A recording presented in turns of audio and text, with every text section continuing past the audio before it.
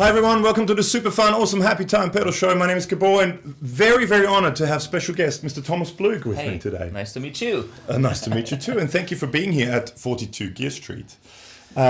Please make sure to follow all the hashtag 42GS1, that's ONE, 42GS1, for more content from all the other YouTubers.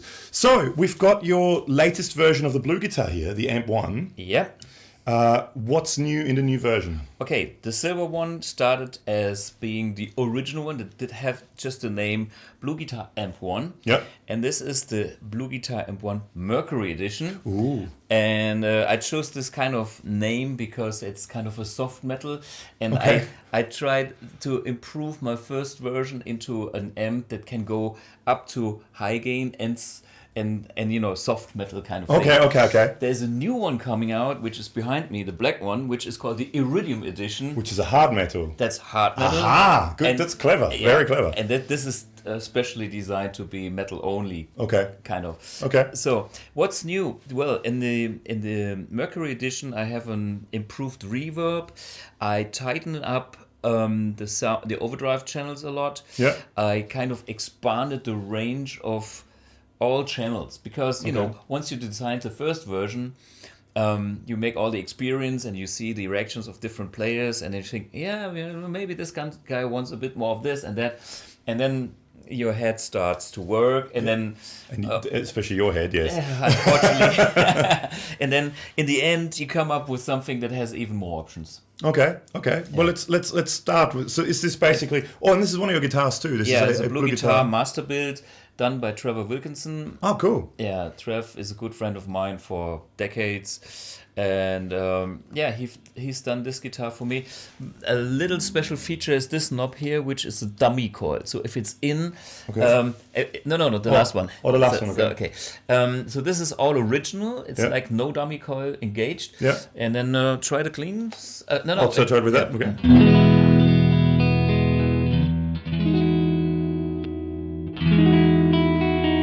With the dummy coil, it's cutting a little bit of the extra high end, but basically the dummy coil reduces the hum. So I play single coils on any stage. Okay. And if you know any stage, There's a lot of harm with single coils. yeah, go to a typical Bahnhof or train station. Oh yeah. And then you know what Yeah. hum is. Yeah. And if you have a Strat, you know what problem you have. Yes. And therefore is the switch. And what are the pickups that are in these? Is also my Your own thing? Okay. Yeah, together with a guy called Andreas Kloppmann Electrics. Okay. That's his company, and we go back 30 years or so 20. I think he has built me pickups. Yeah, for 25 years or so. Okay. And so, are these commercially available as well? These guitars, or will be, or no, they are at this point. They are sold out because Trevor is busy doing other things. Yeah. Andreas, the guy who does the pickups, now makes a new batch of them. Okay. So there are a few online available only from the Blue Guitar shop. So we go direct with the guitars because it's limited. Anyhow, it's kind of a master builder. If you want one, Email him. Email me, and one day, eventually, you get one. One day, because this is literally, I've never played one of these before. I never played this guitar before, so it's been sort of shoved. And I should also mention we're going into the Scott Dixon designed 2x12. aluminium 2x12. So it's in its own flight case, which is kind of crazy. Well, the guy comes from the military background, yeah. And he does cabinets that use aluminium, and it's super sturdy, and super lightweight. Yeah. So, and it's mic'd with a Lewitt MTP 440, and we've got Hoser cables. Got to mention all those things, because they're the sponsors. Okay, well, let's have a quick listen. So this is just a clean setting. That's the clean setting with the boost on. This is how I like it. Okay. Where the boost breaks up the clean a little bit, so it's not too sterile. Okay. But I can get clean as well. But start. Let's have... Well, it has a little bit of grunt, so you can do the... You can dig in.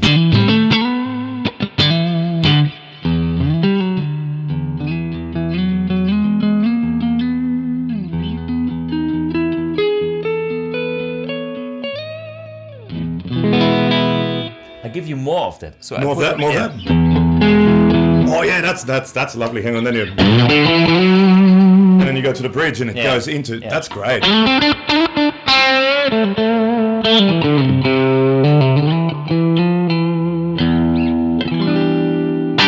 That's lovely. Okay, just to hear the opposite side is like I would reduce the not using the. Try this. This would be clean, clean, clean.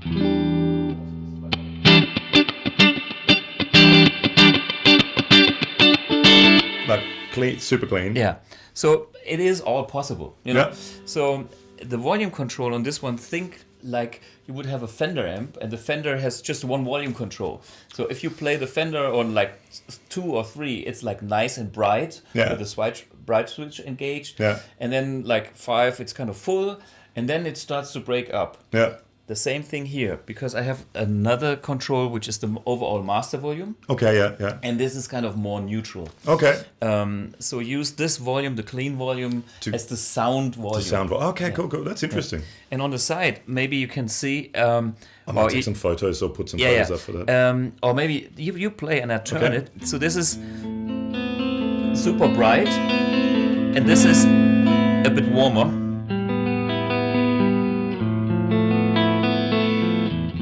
One side and the other side. You know, one is kind of silver face style, you know, a little bit. A bit almost. Yeah. I mean, it may be something more with humbuckers or something, so you get more. Of course. Yeah. Some darker guitar. Darker guitar needs that clarity. Yeah. And for the single coils, it's already too much. But this is what I offer on the side on the custom controls to make it more versatile. Yep. And then, that's your clean channel. Cool. I give you the vintage channel on a lower gain setting.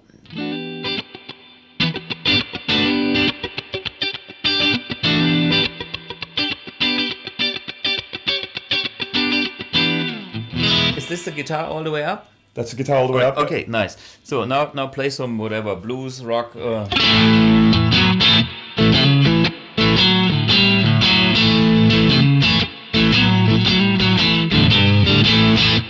Stevie Ray Vaughan, and then I give you more gain, and you go into the AC/DC territory.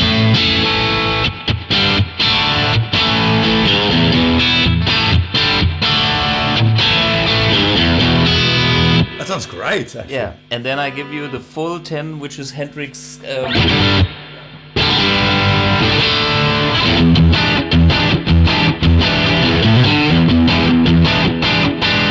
sounds great. That's a really. And now engage the Bucker switch. Oh, okay.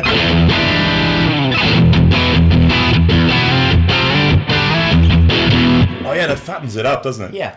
Wow, that's great. That's really good actually. And the hum goes. Yeah. Yeah, that's great. That's awesome.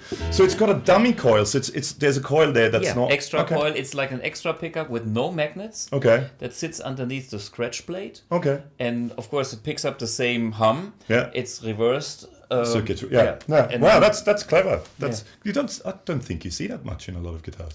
There's some guys that do similar things, and they try to put it on, on the back plate of a guitar and stuff like this. I've done this to my original 1961 Strat, and I just got so used to it. So all my guitars have that feature. And by now, some people that get one of these guitars or some of my signature guitars, they kind of start to get a hand on that and start to love it.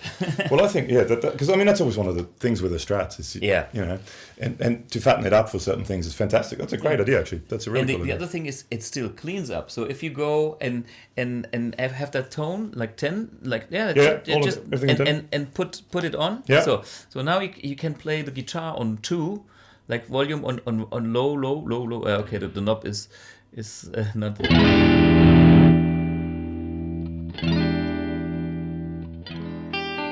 Still cleans up. Yeah.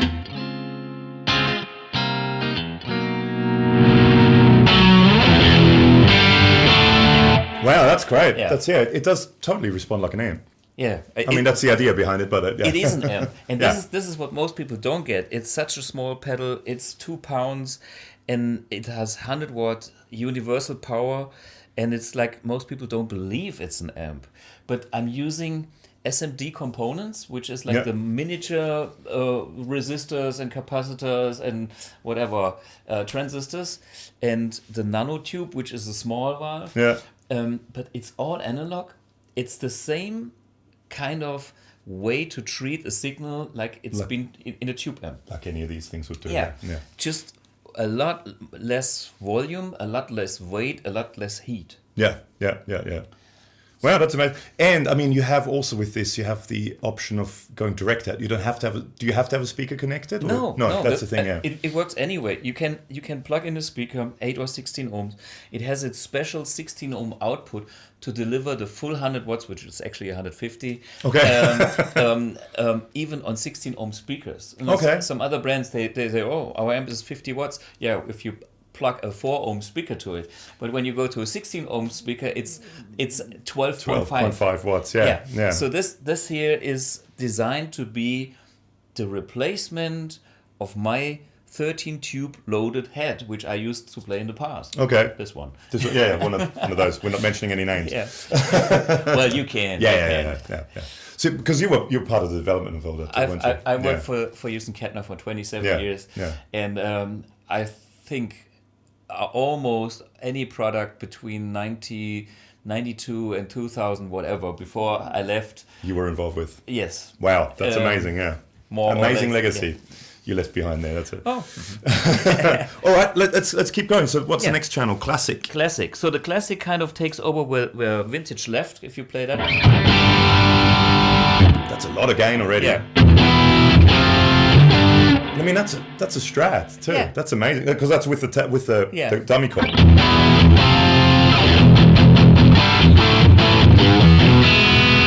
But then, hang on, let's try this as well. Still works.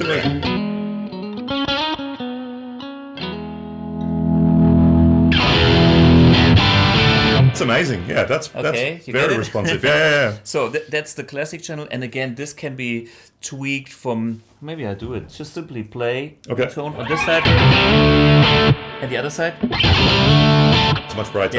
Yeah.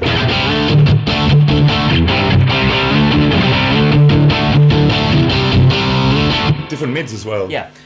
It actually, it's two tone stacks. On the one side, I have a tone stack that makes one character, including bass, mids, and treble in a certain way. And then you blend to another tone stack, which does another sound. So I would call this one tone stack is the GTM phase Marshall up to a GCM. Okay. Tone stack. And of course, I try to get a similar balance and not change one frequency. It's about characters. Okay. And it's subtle, but there's definitely a difference there. There's a difference. But maybe if you're not so experienced, you would expect more. But this is exactly what you need. If you have, and we haven't even touched the overall tone controls here. No, we haven't touched them at all yet. No. Yeah. So my concept is these custom controls on the side. They are responsible to match all the tones and find your own character, and then once it's all matched, these three overall tone controls is just to adjust the sound of all tones to the room. To the room, speaker. Because that's the thing. The room, it makes a massive difference. Right. Yeah, of course. Yeah. And then there's the modern channel. Okay. Even more gain. Yeah.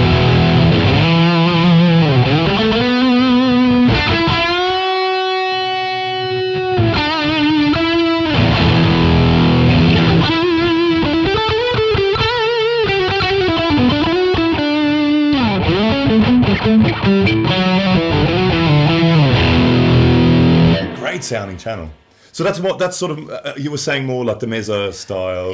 Yeah. I mean, but actually, we should hear you play some too, not just lame old me. But yeah, but I mean, the thing about the mesas is they are famous for the high gain. Yeah. And there's a certain creaminess. Let's hear that.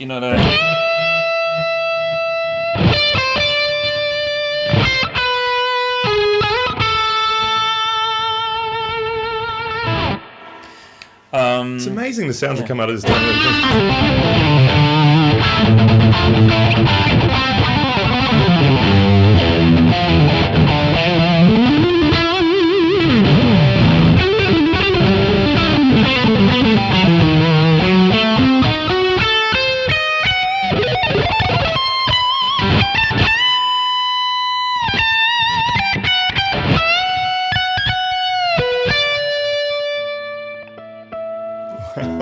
That's super responsive. Yeah. Wow, that's amazing the sounds that come out of this thing. Like I said, I've never had the pleasure of playing one of those.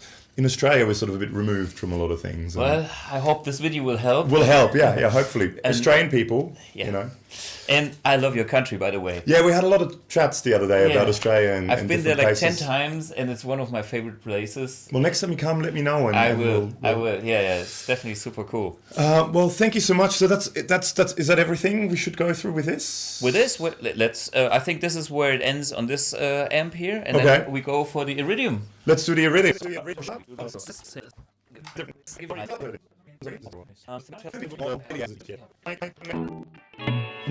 That's a lovely look in this Paul as well. Well, this is a fake 57. The guitar itself is a 69. Yeah. They have this kind of logo here. Okay. And a friend of mine is a collector, and he has a 57, which is like the best Les Paul I've ever. Oh, I can imagine. And this guitar tries to get there. Okay. Okay. And every year I try a new pickup set with my friend. And did you say a fake? Well, this is kind of converting a 69 Gibson into a 6. It is a real Gibson, but it tries to get to a 57 Les Paul, which is the real deal. Yeah, absolutely. And this here is just. But still, it was 69, did you say? Yeah, 67. but the paint job is new. It's 1 year. Oh, okay, old. so it only went. Oh, wow, it looks great. Yeah, the guy who does it is Matthias Schindehütte from Frankfurt, and I think he has done a great job. Yes, that's an amazing job. It looked like it. I mean, it doesn't look like a relic job. So okay, sorry, we got sidetracked there for a while. Yeah, Iridium Edition. Actually, I've done a few videos with the Mercury Edition, and I had some guys like our dear friend Glenn Fricker. Hey, Glenn. Hi, Glenn. Hi, Glenn. And I could see that it's kind of okay. Yeah, the M1 is pretty cool, and then he had a but you know, there was something missing for him. Yeah. I could feel that. Yeah. And actually, he kind of. You know, I'm a musician myself, and if I'm not happy, I start thinking. Yeah. And he made me start thinking about metal in a different way. And then, of course, I know other people that play metal as well. And then I started, the whole project started. And then I thought, you know what? I'm not doing only one channel. I do a whole amp dedicated to this genre of music and to this kind of player, because there are different players. Of course, absolutely different players. Yeah. I'm still using my technology, but everything is changed. The power amp is changed.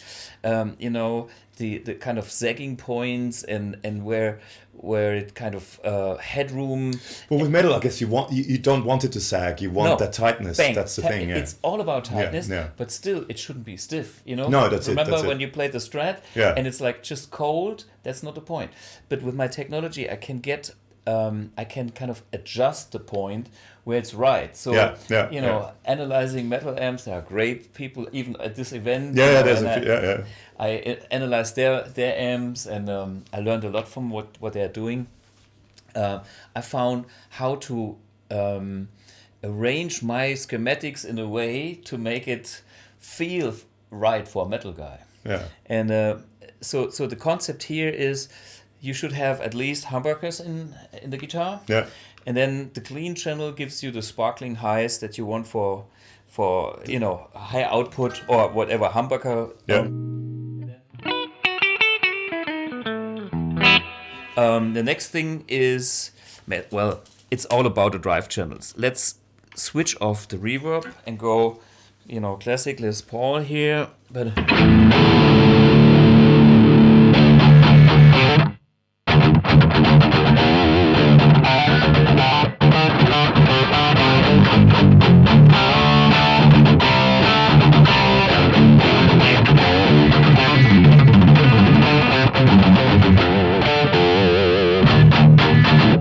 So this is, I call it the vintage channel here, since it's the same. The vintage model channel. Yeah, but it's a vintage metal. It's a woody sound. Yeah, it is. So I can bring in the boost to get more gain, and it will always still be tight. Yeah. If I go to the classic channel here, I have the.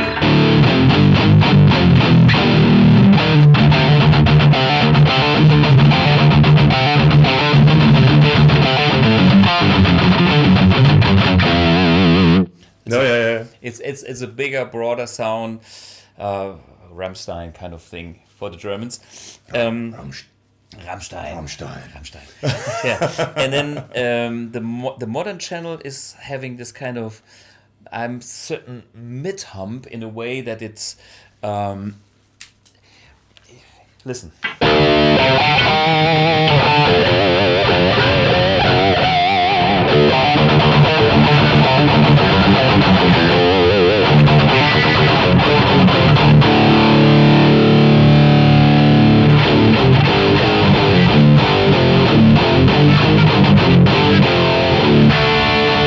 And this is like maximum brutality in a way. You know?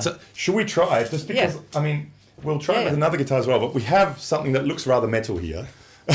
Whatever this is, plug it in. It's a Mayones by good friends from Poland. Just because this is about the most metal looking thing we have in this room. And this is actually Glenn Fricker approved, so... I went up there.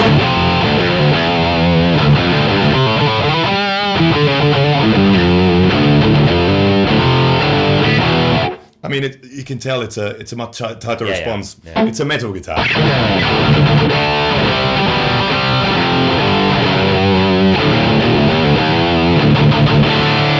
That sounds fantastic, actually. It is about. We need Henning to come in and do it. Yeah. Did you notice there's a gate on it? So I did notice that actually, just because it's on there. So, and this is really, really fast. I put the gate, which is on the side, on the custom controls, to the metal position. Yeah. But now, imagine you would like to do a solo too. Some metal guys do. Some metals do, yes. So you might have want some reverb, but when you have the reverb and the solo, you don't want to cut the signal. Yeah. The only thing you do is when you engage the reverb, the gate will automatically switch to soft mode. Oh wow, that's clever thinking again. Ring. Oh wow, that's okay. So let's try. Hang on, let's try it first without. Yeah.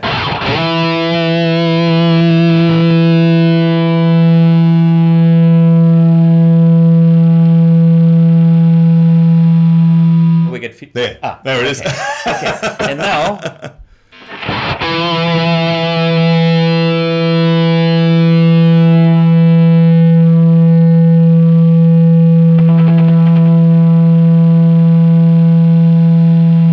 It goes on for a lot longer. Yeah. If you now it closes. Oh yeah, now it is. Yeah, it wasn't. Yeah, it took a little. Yeah, you could hear it now. Yeah. So this is a nice. Well, feature. that's clever. So you turn because you don't want that with the reverb on. No. I mean, it doesn't make any sense. No. And then of course there's a boost. The boost is differently voiced, so it's more for the metal guys. It has a little mid hump like a tube screamer, not as much. The recording out, the direct out for straight into the PA or recording is voiced for metal cabinets, metal. So there's cabinets in it. Cabinet emulation. Yeah. So should we just quickly, just because we have a drop C guitar here. Go as low as you can. By our very good friends here at Tonfuchs, who make amazing guitars, I think. And this is a drop C offset.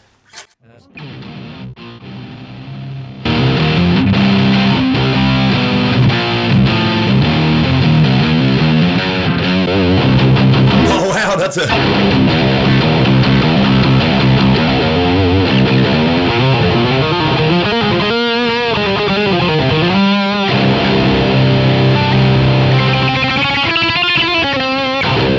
I'm not a metal guy. I don't know what I'm supposed to do. Yeah, but you can. It sounds really good. It does actually. I mean, I was doing not to compare it anyway, but I was doing the video before with Glenn. Yeah. And we were going to that very blue looking amp behind me. Right. And I mean, that's a very high gain, very expensive, many channels amp. But in all honesty, I'm not missing anything from that listening to this. Yeah. I mean, and it's a tiny, and I gotta say that matte black with the blue lights, it's cool, sexy look as well.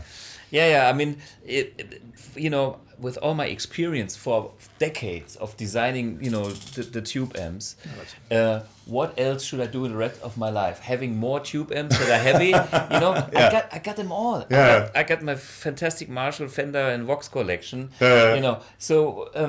And I'm a gigging musician, so why lugging around heavy amps? Especially vintage amps that can go, something can go wrong with it. And the sockets, and then and they start to crackle and stuff like this. And I know that it's getting harder to get good tubes. Yeah. So the manufacturers of tube amps, they really have to invest a lot of money in sourcing good tubes, testing good tubes, doing the biasing and all that stuff. Yeah. So I thought, let them do that, and me going with all that knowledge, and as much I'm learning every day. Even at these events, it's great. We have Dave Friedman here, Friedman Amps. Yeah, it's amazing. Yeah, and it's amazing who's walking around here. Actually, it's all good. So it's a nice community, and of course we share ideas. And he's learning from my side, and I learning from his side. Of course, we almost license it out others' project, things, because we all do different things, which is great. But I thought my niche is to bring my knowledge, my background into this kind of as small as possible format for the gigging guy, which I am myself, and which I can actually test myself. Every month, a couple of times. Every month, exactly right. And so with this as well, with both, you have external foot switches as well that you can use. Yeah, I mean, if you look on the rear panel here, I'll show a photo of it. So there is a socket that says remote. We have a remote one, which is a big pedal with 10 switches, so you can make programs, and it has a MIDI out, and this again can be expanded with a pedal switcher. Yeah. So if you put that on your pedal board, it kind of brings in a compressor pedal if you want that in a loop, and program that in your signal path. Yeah. So I thought of many things. It sounds like it. Yeah. There's a MIDI sign here, so there's a socket, a cable adapter that I made, so we have a MIDI input. Okay. So that's if you use a MIDI switcher, you can. Yeah. And which is something that's very good, and it's I think it's very silly to still nowadays see a lot of things that are either 100 or 240. Yeah. I don't know why people still do that. It's very old school. The thing is, this is a switch mode power supply. Yeah. And talking Australia, here's a story from my past. Yeah. If you have a real tube amp, and Australia has high power, the voltage is very different because of the long distances. Yeah. So if there's a power plant somewhere, near the power plant, you can actually have 260 volts. Okay. And, at the end of the line, a few hundred miles or whatever. 180 or something. Yeah. There's a lot less. Yeah. So what happens to a real tube amp with the old school transformer is the ratio of converting the voltage stays exactly the same. So what happens with the plate voltage for the tube? It's exceeding the limits because of the 260 and not 230 where it's designed for, or 240. And that's critical for tubes. Yeah. And it will blow tubes. This is modern, which means it's switch mode, and whatever comes in from 90 volts to 60, whatever comes in will be converted in exactly whatever it needs. It's actually funny you say about that, because I used to work for the Australian Carvin importers, which is now Kiesel. Yeah. And we used to we did for two. I mean, this is something completely unrelated, but Steve Vai came out for 2 tours. One Zappa plays Zappa and one of his own, and we supplied him with his amps. Yeah. And he said whenever he comes to Australia, the sound of his amps, he likes it the best. Yeah, and he doesn't know what it must have something to do with the power. Absolutely. And this is the. But even compared to Europe as well, which should be the same voltage. Yeah, but it's not. It's not. I travel a lot, and I've been with traditional tube amps on trade shows from Japan to the States even to Australia, wherever.